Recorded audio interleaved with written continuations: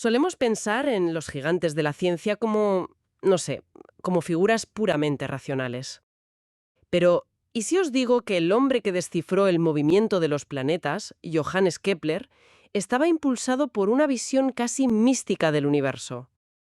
Que creía oír la música de las esferas y que además es considerado por muchos el padre de la ciencia ficción. En su mundo, la línea entre astronomía y astrología, entre ciencia y fe, era increíblemente borrosa.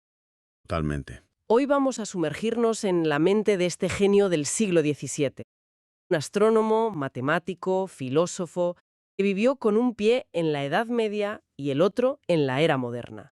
No es solo la historia de sus famosas leyes, sino el relato de una búsqueda, casi obsesiva, la de encontrar el plano secreto de Dios para el universo, un plano escrito en el lenguaje de la geometría. Exacto. Y nuestra misión aquí, al examinar las fuentes, no es solo repasar sus descubrimientos, que también es entender la gran paradoja que fue Kepler. ¿A qué te refieres con paradoja? Pues a cómo un hombre con unas convicciones religiosas tan profundas y que a nuestros ojos pueden parecer místicas, convirtió en el científico más riguroso de su tiempo. Vamos a trazar ese viaje de una mente que partió buscando una armonía divina, casi esotérica, y terminó inventando lo que él mismo llamó física celeste, y cambió la astronomía para siempre. Y para entender esa mente hay que empezar por su infancia, que fue de todo menos idílica, ¿verdad? Uf, para nada. Nacía prematuro en 1571. Fue un niño muy frágil. Permiso. Y la viruela le dejó secuelas permanentes. Sí, y unas secuelas que tienen una ironía terrible. Le dañó la vista y le dejó las manos con una movilidad muy reducida. Increíble. Para alguien que iba a dedicar su vida a mirar por telescopios y hacer cálculos sin parar. Es casi un chiste cruel del destino. Y el ambiente en casa pues tampoco ayudaba. El padre era un mercenario, ¿no? Sí, una figura violenta que acabó abandonando a la familia. Y su madre era curandera, herbolaria, una mujer fascinante que vivía en un mundo de conocimientos populares que, bueno, ya veremos las consecuencias que le trajo. Un entorno caótico. Totalmente. Y sin embargo, en medio de ese caos, en la posada de su abuelo, el pequeño Johannes ya dejaba a todos boquiabiertos con su talento para las matemáticas. Pero lo que de verdad le marcó, lo que encendió la mecha, fueron dos eventos celestes que vio de niño. Eso es, el gran cometa de 1577 que su madre le llevó a ver a una colina y un eclipse lunar que tiñó la luna de un rojo sangre. Esos espectáculos le abrieron los ojos al cosmos. Y con esa pasión se fue a la Universidad de Tubinga, donde se encontró, digamos, con dos mundos enfrentados. Dos visiones del universo, sí. Por un lado, el modelo de Ptolomeo, con la Tierra en el centro, que llevaba 1500 años vigente. Y por otro, la idea revolucionaria de Copérnico. El heliocentrismo, claro, el Sol en el centro. Y Kepler se hizo copernicano hasta la médula. Pero aquí viene lo fascinante, lo que le define. ¿El por qué? Exacto, el por qué. Su conversión no fue solo porque los cálculos fueran más sencillos, fue una conversión teológica. Teológica, ¿cómo es eso? Para él, el Sol, como fuente de toda luz, de todo calor, de todo movimiento, era la imagen física perfecta de Dios Padre. Claro. Ponerlo en el centro del universo no era solo una corrección astronómica, era una afirmación teológica. El universo de Copérnico era para Kepler más piadoso. O sea, que no es que el modelo funcionara mejor y ya está. Es que para él tenía que ser así porque reflejaba mejor la naturaleza de Dios. Exactamente. Hay una frase suya que es la clave de todo su trabajo. Mi deseo es percibir a Dios, quien encuentro en todas partes, en el mundo exterior, también dentro de mí. Creía que Dios había creado el cosmos según un plan inteligible, y que su misión como astrónomo era, literalmente, pensar los pensamientos de Dios después de él. La ciencia como un acto de devoción. Ni más ni menos. Esa idea es potentísima y su primer gran intento de ponerla en práctica fue una de las ideas más bellas y equivocadas de la historia de la ciencia, el Mysterium Cosmographicum. Una idea que le llegó como una revelación, ¿eh? Casi una epifanía mística mientras daba una clase de matemáticas. Se quedó mirando un diagrama en la pizarra y de repente creyó haber descubierto el secreto más profundo del universo. El por qué hay 6 planetas, los que se conocían entonces, y por qué están a esas distancias concretas del Sol. Justo. Y la respuesta que creyó encontrar no estaba en la física. Estaba en la geometría sagrada. Ahí está. Se dio cuenta de que solo existen 5 sólidos platónicos. estas figuras tridimensionales perfectas, como el cubo, el tetraedro, y pensó, 6 planetas, 5 espacios entre ellos, 5 sólidos. Tenía que ser la clave. Es una idea alucinante, absolutamente poética. Su modelo era como una muñeca rusa cósmica, ¿no? Exacto, una belleza. La órbita de Saturno en una esfera. Dentro, un cubo. Dentro del cubo, la esfera de Júpiter. Dentro, un tetraedro que contenía la esfera de Marte. Sí, Hoy sabemos que es incorrecto, claro. Las distancias no encajan tan bien como él creía, pero me fascina la mentalidad que hay detrás. es que para él esto no era una simple curiosidad, era la prueba. Había encontrado el plano del arquitecto y en su visión el universo era una manifestación de la Santísima Trinidad. ¿Cómo es eso? El Sol en el centro era el Padre, la esfera de las estrellas fijas que lo rodeaba era el Hijo, y el espacio intermedio por el que se transmitía la fuerza del Sol era el Espíritu Santo. Increíble. Aunque el modelo no fuera preciso, este libro lo catapultó a la fama. Le puso en el radar de los grandes astrónomos de Europa. Y le abre la puerta a la persona que va a cambiar su vida para siempre. Por las tensiones religiosas, Kepler, que era protestante, tiene que huir de Graz y acaba en Praga. Y allí empieza a trabajar como ayudante del astrónomo más grande de su tiempo, el noble danés Tycho Brahe. Y aquí tenemos a la pareja más extraña y productiva de la historia de la ciencia. Totalmente. Tycho era un personaje extravagante. Tenía una nariz postiza de oro y plata porque perdió la suya en un duelo. Y sobre todo, era el observador más meticuloso que jamás había existido. Tenía décadas de datos sobre las posiciones de los planetas de una precisión inimaginable para la época. Y Kepler era el genio teórico que necesitaba desesperadamente esos datos para probar sus ideas. Pero había un problema, ¿verdad? Tycho no soltaba prenda. Para nada. Guardaba sus datos como un tesoro. Veía el genio de Kepler, pero también lo veía como un rival. No le dio acceso total. Solo le encargó una tarea. Sí, una muy concreta, casi para ponerlo a prueba. Descifrar la órbita de Marte, que era la más rebelde de todas. Su relación fue así, una mezcla de colaboración tensa y desconfianza. Y entonces la historia da un giro de guión. En 1601, después de un banquete, Tycho Brahe muere repentinamente. Sí, hay teorías de la conspiración, que si fue envenenado, pero lo crucial es que, de la noche a la mañana, Kepler es nombrado su sucesor como matemático imperial. Y de repente hereda el reino. Tiene las llaves de todos los datos que Tycho le había negado. Y con ese tesoro en sus manos, se lanza a lo que él mismo llamó su guerra con Marte. Pasó años obsesionado intentando encajar las observaciones de Tycho en una órbita. Y por supuesto, asumió lo que todo el mundo había asumido durante 2000 años, que las órbitas tenían que ser circulares. El círculo era la forma perfecta, la forma divina. Pero no había manera, no cuadraba. Por más que lo intentaba, sus cálculos basados en un círculo perfecto siempre se desviaban un poquito. Y hablamos de una diferencia minúscula. Minúscula. 8 minutos de arco. Para que la gente se haga una idea, es el grosor de una moneda vista desde el otro lado de un campo de fútbol. O sea, nada. Casi nada. Algo invisible a simple vista. Cualquier otro astrónomo de la época lo habría ignorado, lo habría achacado a un error de observación. Son solo 8 minutos, habría dicho. Pero no Kepler. Para él, los 8 minutos de arco eran una catástrofe. Y aquí es donde se ve su genio. Su fe le decía que debía haber un orden perfecto, pero su rigor científico le impedía ignorar la evidencia. Si la teoría no encajaba con los datos, la teoría estaba mal, no los datos. Y eso me genera una pregunta. Si su motor era teológico, la búsqueda de la perfección, ¿qué pasa cuando los datos del mundo real chocan con esa idea de perfección? ¿Dudas de los datos o dudas de tu concepto de Dios? Esa es la pregunta del millón, y su respuesta es lo que lo convierte en un científico moderno. Dio el camino más difícil. En lugar de dudar de los datos de Tycho, en los que confiaba ciegamente, empezó a dudar de un dogma de 2000 años. La perfección del círculo. Fue un acto de honestidad intelectual brutal. Y el proceso fue una auténtica tortura. Probó de todo. Las fuentes cuentan que llenó más de 900 páginas de cálculos. Intentó con órbitas ovaladas, formas de huevo, 40 intentos fallidos he leído. hasta 40, sí. Estaba desesperado. Y entonces, casi por agotamiento, decidió probar una figura que había descartado al principio por ser demasiado simple. La elipse. Y de repente, Todo encajó. Las matemáticas de la elipse y los datos de Tycho cuadraban a la perfección. Es increíble. Después de años de frustración, jones sin salida.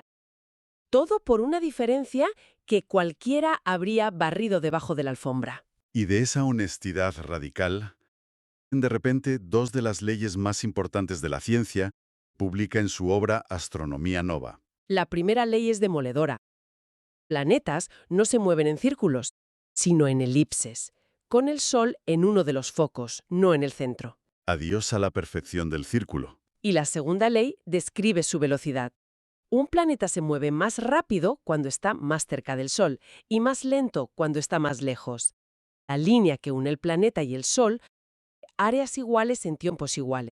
Se acabó el movimiento uniforme y perfecto. Es que esto es mucho más que una corrección geométrica, ¿no? Es una revolución conceptual. Hasta ese momento, la astronomía describía cómo se movían los planetas. Era geometría. Pero nadie se preguntaba por qué se movían así. Exacto. Kepler fue el primero en buscar una causa física, un motor para el sistema solar. Por eso llamó a su libro La Nueva Astronomía, subtitulado K Celeste. Él rompió la barrera milenaria entre los cielos, supuestamente perfectos, y la Tierra, el reino de la física, dijo. Las mismas fuerzas que operan aquí abajo deben estar operando allá arriba. ¿Y qué fuerza propuso él? Bueno, imaginó una especie de poder, una especie motriz que emanaba del Sol, como los rayos de luz, y que giraba y empujaba los planetas. ¿Que no era la idea correcta? No, no lo era. Hoy sabemos que la gravedad es una fuerza de atracción, no de empuje. Pero el simple hecho de buscar una fuerza física lo cambió todo. Estaba buscando el manual de instrucciones del motor del universo, no solo dibujando su mapa. Y es que mientras libraba esta guerra con Marte, su mente trabajaba en 1000 otras cosas. Era increíblemente polifacético, en óptica, por ejemplo. Ah, sí. Fue el primero en explicar correctamente cómo funciona el ojo humano, proponiendo que la imagen se proyecta de forma invertida en la retina. Y también se aventuró en la literatura, por llamarlo de alguna manera. Escribió una novela póstuma, Somnium, El sueño. Que es un viaje a la Luna. Escribe cómo se vería la Tierra desde allí, cómo serían sus habitantes. Es una excusa brillante para defender el sistema de Copérnico, pero se considera el primer relato de ciencia ficción. Y pensar que mientras hacía todo esto, se vio envuelto en algo tan medieval como un juicio por brujería contra su propia madre. ¿Cómo le afectó eso? Lo consumió durante 6 años. Su madre Catarina fue acusada formalmente de brujería, y las acusaciones eran terribles. Kepler tuvo que abandonar su trabajo, gastar una fortuna, y usar toda su lógica y su estatus como matemático imperial para defenderla. Escribió alegatos, interrogó testigos. Fue una pesadilla. Y lo más retorcido de todo es que parte de las pruebas contra ella se basaban en su propia novela, en el Somnium. Es terrible, sí. En la historia, la madre del protagonista es una sabia que invoca a demonios para viajar a la luna. La gente del pueblo mezcló la ficción con la realidad y con el hecho de que su madre era curandera y construyeron el caso. Es un ejemplo brutal de cómo Kepler vivía con un pie en el futuro y otro en el pasado más oscuro. Finalmente consiguió que la absolvieran, pero ella murió poco después. Y a pesar de todo este drama personal y de las guerras que asolaban Europa, Kepler nunca dejó de buscar la armonía. Volvió a su idea original en su libro Harmonice Mundi. La armonía de los mundos. Exacto. Pero esta vez la buscó en la música. Relacionó las velocidades de los planetas con las notas de una escala musical. Cada planeta, al moverse, cantaba su propia melodía. La Tierra, por ejemplo, cantaba mi, fa, mi, que él interpretaba como miseria, fames, miseria. Miseria, hambre, miseria. Esto era su forma de reconciliar sus nuevos descubrimientos físicos con su fe en un universo ordenado y bello.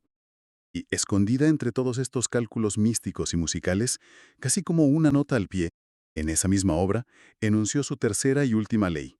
La pieza final del puzzle. Una fórmula matemática que relaciona el tiempo de la órbita de un planeta con su tamaño. La pieza final, sí. Uniendo todas las piezas de Kepler es asombroso.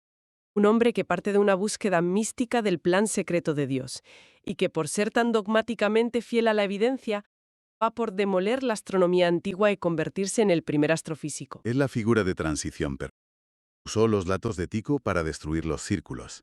Le preparó todo el camino a Isaac Newton. Las 3 leyes de Kepler describen el qué del movimiento planetario. Newton, una generación después, explicaría el por qué. Pero es curioso, porque sus descubrimientos no fueron un éxito inmediato. Uno pensaría que todo el mundo se dio cuenta de la revolución. En absoluto. Es uno de los hechos más sorprendentes.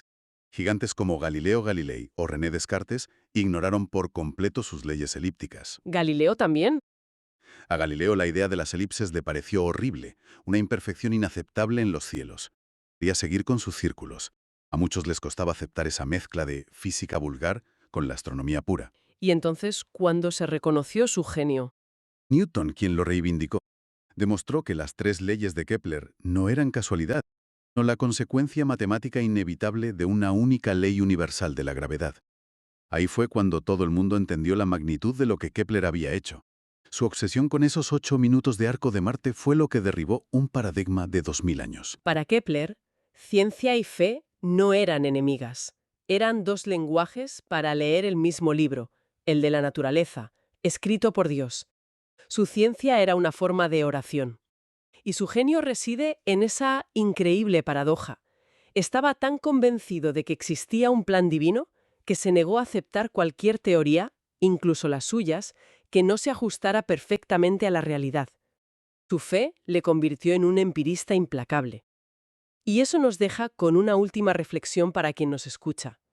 En un mundo que a menudo nos presenta la ciencia y la fe como dos bandos en una guerra, la idea de Kepler nos obliga a preguntarnos algo. ¿Y si la convicción profunda, un orden subyacente, llámesele Dios, armonía o las leyes de la física, no fuera un obstáculo para la ciencia, sino precisamente el motor que impulsa los descubrimientos más profundos?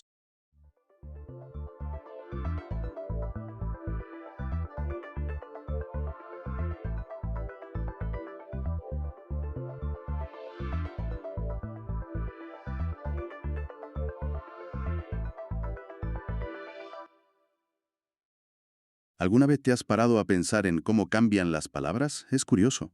Por ejemplo, la palabra inglesa bully, que usamos ahora para un abusón. Ajá. Pues a ver, en el siglo XVI significaba justo lo contrario. Cariño, amado. Venía del holandés bowl. No me digas. ¿En serio? Sí, sí. Y la pregunta es, ¿cómo una palabra que era afecto puro se convierte en la descripción de alguien que atormenta a otros? Vaya transformación. Totalmente. Y esa pregunta nos sirve un poco de puerta de entrada para el análisis de hoy. Una inmersión a fondo en el acoso, en el bullying. Un tema muy necesario. Tenemos un material muy completo que lo define, lo desglosa, y la misión que nos hemos puesto es ir más allá de la típica imagen del patio del colegio, para entenderlo como un fenómeno mucho más complejo y extendido. Y es una misión importante, sí, porque el primer paso es llamarlo por su nombre. El material que manejamos deja clarísimo que el acoso no es un conflicto sin más. No son cosas de niños, como se suele decir. Para nada. Para que sea acoso, se tienen que dar tres condiciones clave. Y esto lo cambia todo. A ver, Primero, un desequilibrio de poder, sea real o percibido. El agresor tiene más fuerza, más popularidad, lo que sea. Segundo, la repetición. No es un día, es un patrón constante en el tiempo. o sea, es algo sistemático. Exacto. Y tercero, la intención hostil. Hay un deseo de hacer daño. Un investigador pionero, Dan Always, lo llamó abuso sistemático de poder. Si falta algo de esto, pues es una pelea, un conflicto, pero no es acoso. Y esa distinción es vital. Claro, porque un conflicto puede ser entre iguales, pero aquí hay una dinámica de abuso clara. Y si no es solo la agresión física que todos tenemos en mente, ¿de qué otras formas se manifiesta? Porque supongo que el daño no siempre deja moratones. Exacto. De hecho, el daño más profundo suele ser invisible. La fuente nos habla de 4 tipos principales, que además se pueden mezclar. El más obvio es el físico. Empujones, golpes. Sí, empujones, pegar, robar o romper cosas de la otra persona. Curiosamente, el material dice que no suele ser la primera forma en aparecer. A menudo es una escalada. Empieza por otro lado. Eso es. Empieza, por ejemplo, por el acoso verbal, que es de los más comunes. Aquí entra todo. Insultos, motes para humillar, amenazas y algo muy destructivo. Difundir rumores falsos para cargarte la reputación de alguien. Y eso es muy difícil de probar, me imagino. Es la palabra de uno contra la de otro. Claro. Y el artículo apunta que las chicas, aunque no exclusivamente, tienden a usarlo más y con una sutileza Mm, que lo hace muy difícil de detectar. entiendo. ¿Y las otras dos formas? La tercera es el acoso relacional o agresión social. Esta es quizás la más perversa, ¿Por qué? porque no ataca a la persona directamente, sino a sus relaciones. El ejemplo de manual es la exclusión, hacerle el vacío a alguien. Dejarlo solo, asegurarse de que nadie le hable, dejarle fuera de todos los planes. Es un ataque directo a nuestra necesidad más básica de pertenecer. Y por último, el más moderno, el ciberacoso. Claro, usa la tecnología, redes sociales, WhatsApp, para humillar, para amenazar. Y este tiene que ser especialmente terrible. Ya no hay un refugio. El acoso te sigue a casa, va contigo en el bolsillo, 24 horas al día. Precisamente. Y el ciberacoso añade dos factores que son peligrosísimos.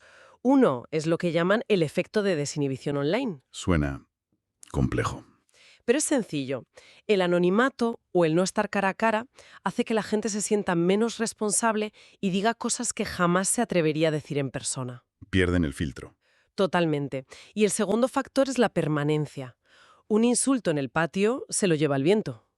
Pero una foto humillante, un hilo de Twitter, eso puede quedar ahí para siempre, a la vista de todos. Tela.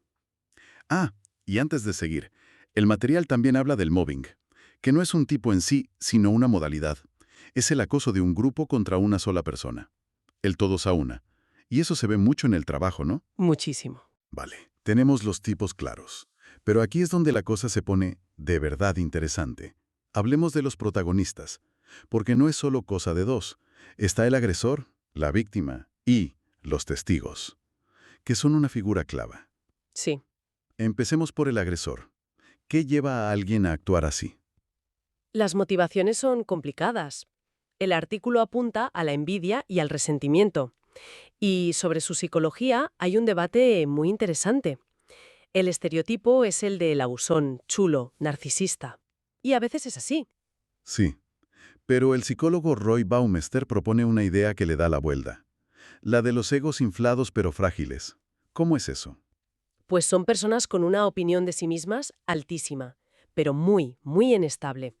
Cualquier crítica, por pequeña que sea, la ven como un ataque personal gigantesco y reaccionan con agresión. Es una forma de proteger ese ego que en realidad es de cristal. O sea, que le das la vuelta por completo al estereotipo. ¿Es posible que el matón del patio, o el jefe tirano, en el fondo se sienta diminuto, y por eso necesita hacer sentir a otros así? Esa es la paradoja, sí. La fuente también menciona la depresión, algunos trastornos de personalidad y una necesidad enorme de control, de dominio. Vaya perfil. Pero espera, que aquí viene el dato más escalofriante del análisis. A ver, Un estudio con neuroimagen mostró que en algunos agresores la parte del cerebro asociada a la recompensa se activaba al ver un vídeo de alguien haciendo daño a otra persona. espera, ¿cómo? ¿Me estás diciendo que su cerebro lo procesa como algo bueno? ¿Como un premio? ¿Como si se comieran un pastel? Como una recompensa, sí. Le resulta gratificante a un nivel casi químico. ¿Eso es aterrador? Es que lo es. Para algunos, acosar es literalmente placentero. Y esto ayuda a entender por qué es un comportamiento tan difícil de cambiar. Madre mía. Y para rematar el perfil, hay una correlación muy fuerte entre el acoso y la llamada tríada oscura de la personalidad. La tríada oscura. Narcisismo, que es la grandiosidad, maquiavelismo, que es la manipulación, y psicopatía, que es la falta de empatía y remordimiento. Y de las tres, la psicopatía es la que más se relaciona con el acoso más severo. Ese perfil del agresor con la tríada oscura y esa necesidad de dominio es realmente oscuro. Te hace preguntarte qué buscan en la otra persona. O sea, ¿qué convierte a alguien en el blanco? Pues el agresor busca sobre todo una víctima que no vaya a responder, alguien que le garantice que su agresión va a tener éxito. Una victoria fácil. Exacto. Por eso, el perfil de la víctima a menudo incluye rasgos que se perciben como vulnerables. Personas que se angustian fácil, que se ven como más débiles física o socialmente.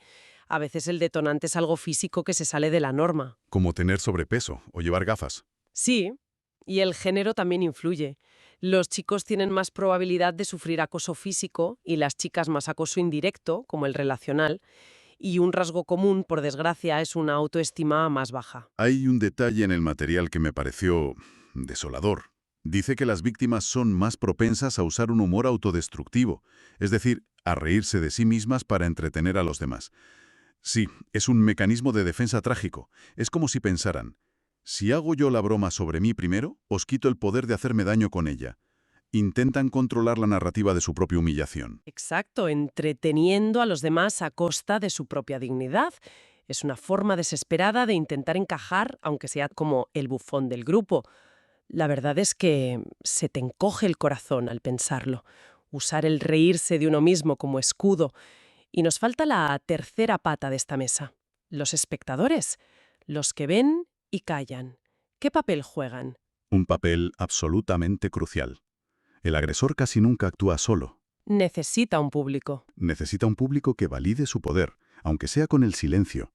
Y la presencia de un grupo activa el efecto espectador. ¿Qué es eso? Cuantas más personas hay, más se diluye la responsabilidad. Cada uno piensa, seguro que interviene otro. Y al final... ¿Nadie hace nada? Pero esa inacción no es neutral. Para nada. Es un mensaje de aprobación. Legitima el acoso y crea esa cultura del silencio. Y supongo que también hay un factor de miedo. Miedo a ser el siguiente si defiendes a la víctima. Poderosa. Y no hace falta ser un héroe. No. A veces un simple ¿estás bien? A la víctima o un gesto de desaprobación al agresor basta para romper la dinámica. Cuando el acosador pierde a su público, pierde su poder. Entendido. Hemos perfilado la dinámica. Ahora vayamos a las consecuencias. ¿Cuáles son los efectos reales, a largo plazo, de vivir algo así? Son profundos y pueden durar toda la vida. A nivel de salud, pues un riesgo altísimo de enfermedades por estrés crónico, soledad, ansiedad, depresión, una autoestima destrozada. Y hay que hablar del suicidio. Hay que hablar del suicidio, sí. La fuente es muy clara. El acoso por sí solo no suele ser la única causa, pero es un factor de riesgo muy, muy importante, sobre todo si ya hay una depresión de base. Las cifras que da el artículo son para helarte la sangre. Se estima que solo en el Reino Unido entre 15 y 25 niños se quitan la vida cada año por ser acosados. Es una cifra insoportable. Y en este panorama tan desolador, la fuente menciona una idea muy controvertida. La posibilidad de que el acoso pueda tener algún efecto positivo. Me cuesta hasta decirlo. Sí, y es fundamental abordarlo con mucha precisión. El artículo cita a una académica, Helene Goodberg, que en su momento defendió que el acoso podía enseñar lecciones de vida. Perdona que te interrumpa, pero de verdad, ¿alguien puede pensar que ser sistemáticamente abusado te enseña algo útil? Es que suena a una justificación peligrosísima. Y lo es si se saca de contexto.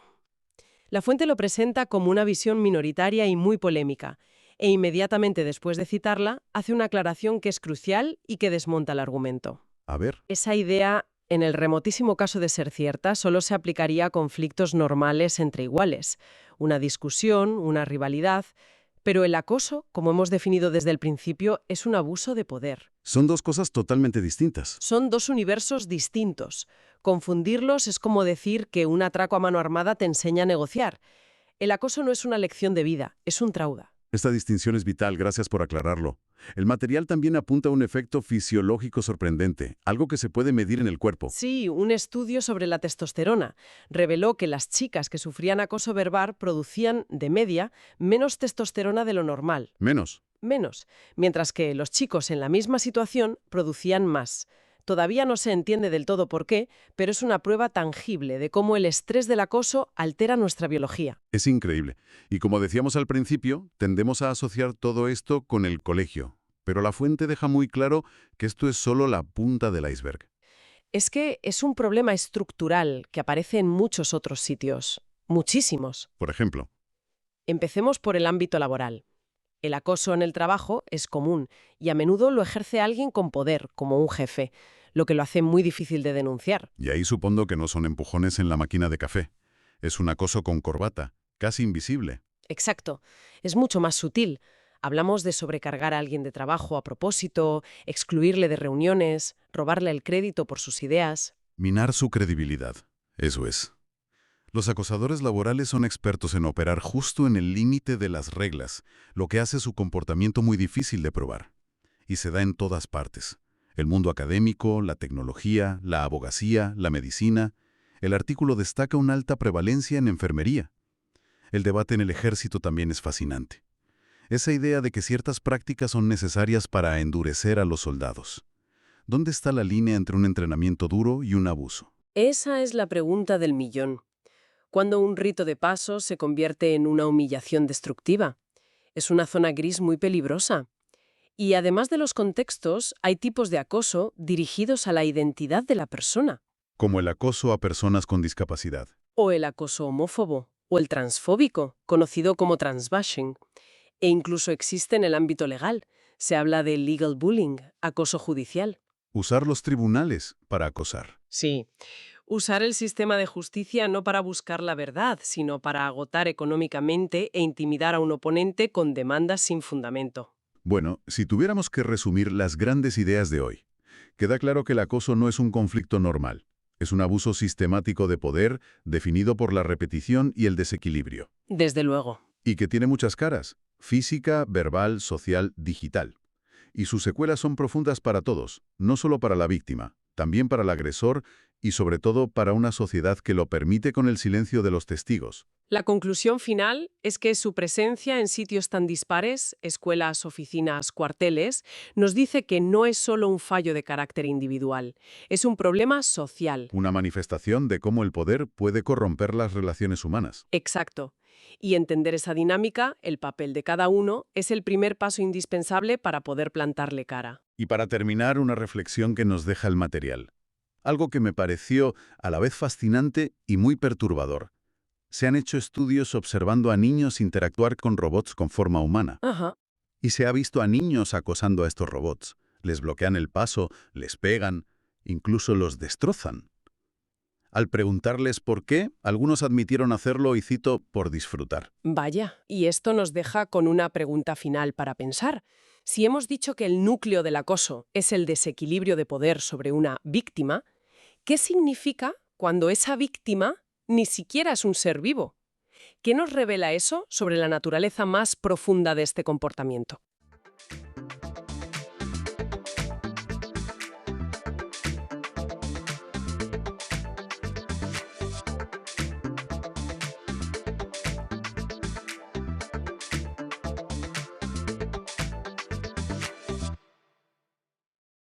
Cada mañana, la misma decisión. ¿Café o té?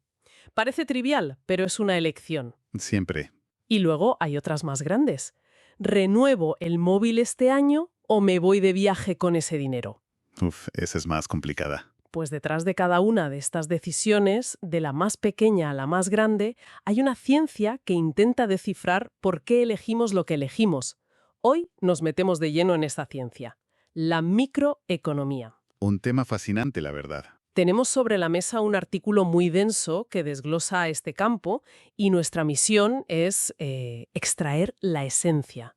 Vamos a intentar entender las reglas del juego que siguen las personas y las empresas cuando toman decisiones con recursos que, por definición, son limitados. Exacto. Es la economía vista con un microscopio potentísimo. Me gusta esa analogía. Es exactamente eso. En lugar de mirar el bosque entero, que sería la macroeconomía, con sus grandes cifras de crecimiento, inflación o desempleo, nos agachamos a mirar cada árbol, cada hoja. A lo pequeño. A lo pequeño. Analizamos las decisiones de una persona, un hogar o una empresa. Esta idea de separar la economía en micro y macro es relativamente moderna. Se le atribuye al economista noruego Ragnar Frisch allá por 1933, que vio la necesidad de usar dos lentes distintas para entender la realidad económica. Dos lentes para dos realidades. Pues empecemos a enfocar con la lente micro. ¿Cuál es el punto de partida de todo esto? Pues el punto de partida de todo, la idea central que plantea el artículo, es casi insultantemente simple, pero lo cambia todo. A ver. La escasez. Ah, No se puede tener todo. El tiempo, el dinero, los recursos, todo es finito. Y es esa limitación la que nos obliga a elegir. claro. Exacto. La escasez es el motor de todo. Y en este escenario de elección constante, la microeconomía identifica a dos protagonistas principales. Vale. Por un lado, los consumidores. La teoría dice que su objetivo es maximizar su utilidad. Un momento. Maximizar la utilidad suena a una frase sacada de un manual de ingeniería. Asume que somos calculadoras andantes. ¿Ya? ¿De verdad la gente actúa de forma tan racional? ¿No influyen más las emociones, la publicidad ¿O simplemente lo que te apetece en ese momento sin pensar en nada más? Es la gran crítica a este modelo, y es muy acertada. La teoría clásica asume un homo economicus, un ser perfectamente racional que siempre elige lo mejor para sí mismo. Cosa que no somos. Para nada. La realidad es mucho más caótica, pero el modelo sigue siendo útil como marco de referencia. Utilidad es solo una palabra para medir la satisfacción. Vale. El artículo da un ejemplo muy bueno. Te encantan los gofres, pero te vuelve loco el chocolate. Me sirve. Si solo hay gofres, genial. Pero si puedes elegir, coges el chocolate. La utilidad del chocolate es mayor. Al elegirlo, asumes un coste de oportunidad. El coste de oportunidad. Exacto. Renuncias al placer de los gofres. Esa renuncia es un coste, aunque no salga dinero de tu bolsillo. Constantemente hacemos esos cálculos, aunque sea de forma inconsciente. Entiendo. No es que llevemos una hoja de cálculo en la cabeza, sino que el modelo intenta describir esa tendencia a sopesar lo que ganamos frente a lo que perdemos. Justo. Vale. Ese es el consumidor, el que demanda. Pero alguien tiene que estar produciendo esos gofres y ese chocolate. ¿Cómo modela la teoría al otro actor? El otro actor es la empresa. Su objetivo es, en teoría, mucho más claro. Maximizar los beneficios. ¿Dinero? Dinero. Y para entender cómo lo hacen, la microeconomía nos presenta la teoría de la producción. Esta analiza cómo una empresa transforma insumos, trabajo, materias primas, maquinaria en productos. Y aquí la palabra clave, la que obsesiona a cualquier negocio, es coste. Claro. Me imagino que para una empresa no todos los gastos son iguales. Para nada. No es lo mismo pagar el alquiler del local cada mes, vendas lo que vendas, que comprar la harina para hacer el pan. Uno depende de la producción y el otro no, ¿verdad? Justo. Esa es la distinción fundamental que hace el artículo entre costes fijos y costes variables.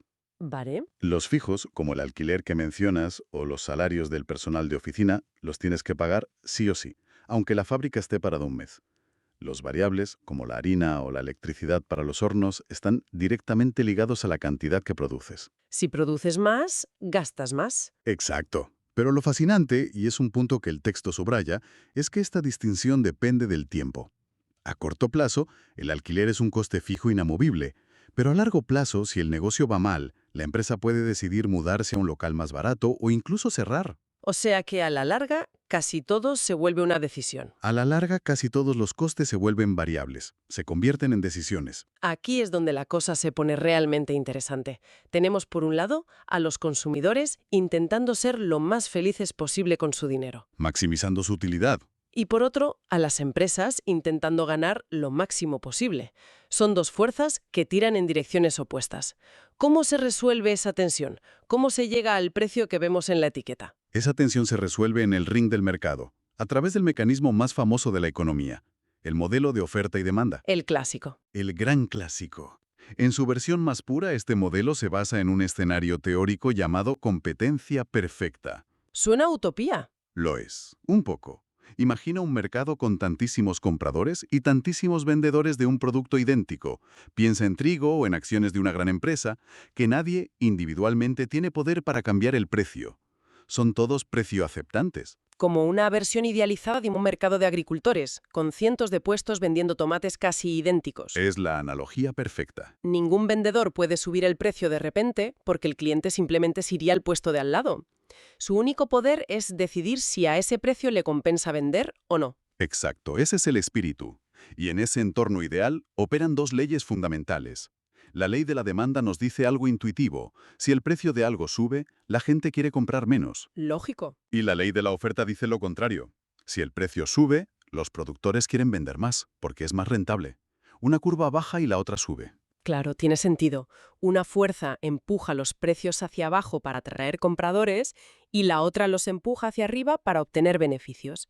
Es como una lucha de poder que tiene que encontrar un punto muerto en algún sitio. Y ese punto muerto es el famoso equilibrio de mercado. El punto mágico. Es el precio mágico en el que la cantidad que se quiere comprar es exactamente la misma que la que se quiere vender. El mercado se vacía, no sobra producto y nadie se queda con ganas de comprar. Vale, entiendo el concepto, pero Pero lo interesante es que este equilibrio no es estático. El artículo lo explica muy bien gráficamente. Imagina que de repente se publica un estudio que dice que los tomates previenen el envejecimiento. la demanda se dispara. ¡Bum! La curva de la demanda se desplaza a la derecha. Para encontrar un nuevo equilibrio, tanto el precio como la cantidad vendida tienen que subir. Es un valle constante para adaptarse a la nueva realidad. Pero, seamos sinceros, esa competencia perfecta, con infinitos vendedores de tomates idénticos, suena a un modelo de laboratorio. Totalmente. En el mundo real, empresas como Sony, Nintendo y Microsoft no aceptan el precio de las videoconsolas. Ellas lo fijan. Pepsi y Coca-Cola no esperan a ver a cuánto se vende el refresco. Ellas marcan el ritmo. Absolutamente. Y esa es la razón por la que la microeconomía va mucho más allá de ese modelo ideal. La competencia perfecta es el punto de partida, el extremo de un espectro. ¿Y en el otro extremo? En el otro extremo tenemos el monopolio, un único vendedor. El villano clásico de la economía. Cuando piensas en monopolio, piensas en precios abusivos y poca innovación, porque no tienen a nadie que les fuerce a mejorar. A menudo es así. Sin competencia, un monopolio puede fijar precios más altos y ofrecer menos cantidad de la que la sociedad demandaría. Pero el artículo introduce un matiz importante. ¿Ah, sí? No todos los monopolios son malos. Existen los llamados monopolios naturales. ¿Cómo puede ser un monopolio natural? Piensa en la red de distribución de agua o de electricidad en una ciudad.